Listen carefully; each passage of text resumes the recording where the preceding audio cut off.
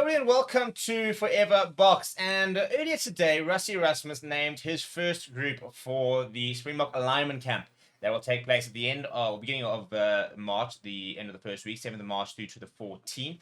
And in the announcing the alignment camp, paints a very big picture in terms of where the thinking is, what the players are going to look like. For example, the players who are potentially going to be named in the squad. And I think the reality is, if you're not named in the squad this alignment camp as a domestic player, the chance I think of you make 2027 are not completely out, but I think they do take a little bit of a hit because if there are 56 players being monitored for Springbok selection, but before we even talk about the players in Japan in the Premiership and top 14 and the other URC teams, for example, then it doesn't stand you particularly good.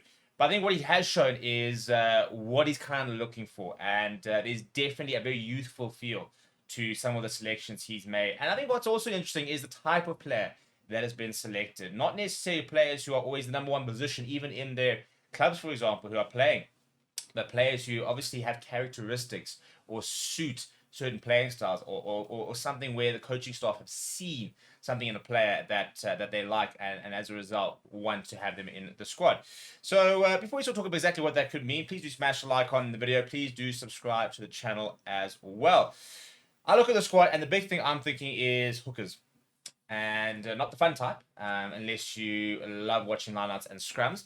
But lots and lots of number twos in the squad. And if you look, for example, let's go through it. It's Ethan Bester, it's Bongi Manambi, it's Joseph Dweber, it's Andre Hugo Venter, it's Akka van der Merwe, it's Johan Krabbelaar, and it's Jan-Hendrik Wessels. There are 7 hooker options, although I think they see Jan-Hendrik Wessels more as a loose set than as a hooker. But 6 out-and-out hookers in that squad. In fact, every single union bar the Lions shows you the lack of hooker quality at the Lions have actually got both their hookers in. Joseph Dweber and Andre Hugo Venter. You've got Ethan Bester and Bongi Manambi. You've got Johan Krabbelaar as well as Akka van der Merwe. So that's definitely a position that the Boks have sort of zoned in on and said, right, we need to build depth in this position. It was something where we got exposed during the World Cup last time with the Malcolm Marx injury and having Dion Fourie and Mark Passard and having to sort of double up there at hooker. So you can just see it. We can almost sort of look at certain positions, and the other one was I'm going to talk about a center. But you can see how certain positions very much you can see we're zoning on some nice young options, lots of various different options for the Springboks. I talked about the fact that I think tight head is a big concern.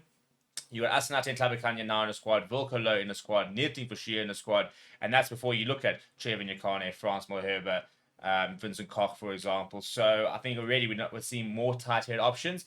And I think Lock's another one. Very cool to see Reynard Ludwig getting a call, Jay van Heerden, two young players. Reynard Ludwig, interesting to see where he'll play. He's been playing a lot in the number 7 jersey, but I think he will be able to fill that sort of dual role. But Jay van Heerden called up, Kobus Visa called up, is a big call there. And no, like Ruben van Heerden, for example. So we seem to be taking a bit of a different direction with our locks. And what I also quite like is the fact that they're quite brave when they do these lineman camps. I mean, for example, Renzo du Plessis is not somebody who's played, for me, I don't think, better than most of the loose forwards for the Lions. And I think he's a very young player, 22 years old. He's not actually played a lot this season. He's come off the bench most of the times. It doesn't really start. JC Pretorius has been preferred. In fact, he's just played 71 minutes all season. He's going to be given a call up. So you can already see that they've seen something in him that they like. I personally think JC Pretorius should be looking to get a call up. But it's interesting again, they can see something there that maybe others don't. Paul de Vet, for example, getting a call up means that they obviously see something in Paul de Vet that they didn't in a Sinea Nahamba, even a Nico Stain, for example, a Herschel Yankees, who's always been part of sort of the setup in a Zach Berger or the likes of that. But also rewarding players who maybe might not have been in the radar, but are just playing too well to ignore. The likes of a David Creel. The likes of me, Imbo Sapir, I think is probably my most exciting name on that list in terms of just how he's had to work so hard to get himself back in the mix. I could never understand why he wasn't in it sooner. I think he's been playing brilliant rugby, and he's just 27 years old, turns 28 this year. So, he's be 30 at the next World Cup. So it's a very interesting mix of players, and you can see a lot of youth in there, but also you can see a lot of experience not being discarded. Dion Fourie in the mix. Trevor Nyakane back in the mix. Those sort of 2 players really do obviously in the mix, but you can see that we're not like bidding players. Maxwell Mpimpi in the mix as well. So whilst we are bringing in lots of young players, Lorenzo Julius, for example, Henk and Baker, Ethan Bester, there is definitely no sort of state case of we're going to discard players who are who we deem too old. And by the way, this doesn't even include the likes of an Ulrich Lowe, who unfortunately I think looks like his year could be not his year, but 6 to 7, maybe even 8 months could be done. So he's not involved in the alignment camp. He obviously would have been had he been fully fit. So it's a very interesting squad to sort of try and pick apart, but it's exciting. And I think the main thing, and this is the thing that I think fills the Africans with so much hope, and this is why we can get behind Rassie Erasmus so easily. Look how transparent they are. These are the players we're looking at. Quite simply, these are the players we're looking at. This is the group we think are potentially, we've got our Springbok squad.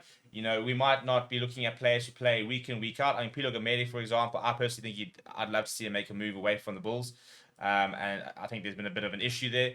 And he's kind of been slightly ostracized. It's been very strange. After he was so good and he signed a long-term contract, he's played 160 minutes so far this season. He's just had two starts so far, one in number 8, one in number 7. Now, this is a player who I think makes a move to a Alliance, for example, and will play week in, week out. Can form part of a loose trio with a Franco Horn and a Ruben Fenter, for example, and you throw in a Jace Victorious Renzo du Plessis.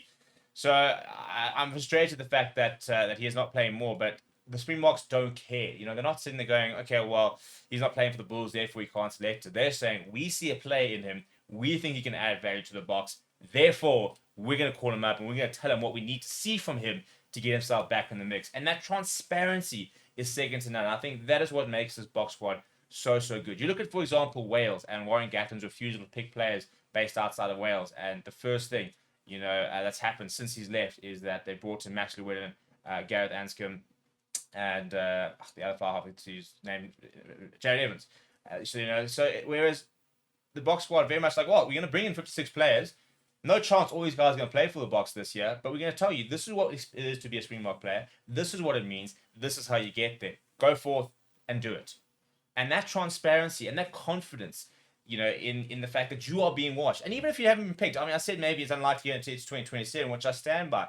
But you will know, well, hang on, if this guy is being monitored and he's coming off the bench and he's barely played, he's played 4 games this season and he's been picked in the Bokke alignment camp, that means they're watching me as well. Hang on, I'm actually maybe not as far away from the box as I might maybe think, So the fact that there's that kind of transparency is, I think, what is really, really good with this coaching staff. And that's why the 3P could actually happen. Because I think they've got so many plans and such a good structure and such a good pipeline and clear pathway to where we are going that players could fall in line. And we're basically giving ourselves absolutely every single chance of success. That's the main thing. We are giving ourselves every chance of winning the next World Cup. We're not being spiteful. We're not, making big calls and leaving players out and playing politics. We're all trying to get everybody behind one big game plan, one big push, and then it's about finding the right players, not the best players, the right players for the 2027 World Cup. What do you think of the squad? Let me know down in the comments below. Smash the like on the video. Subscribe to the channel as well.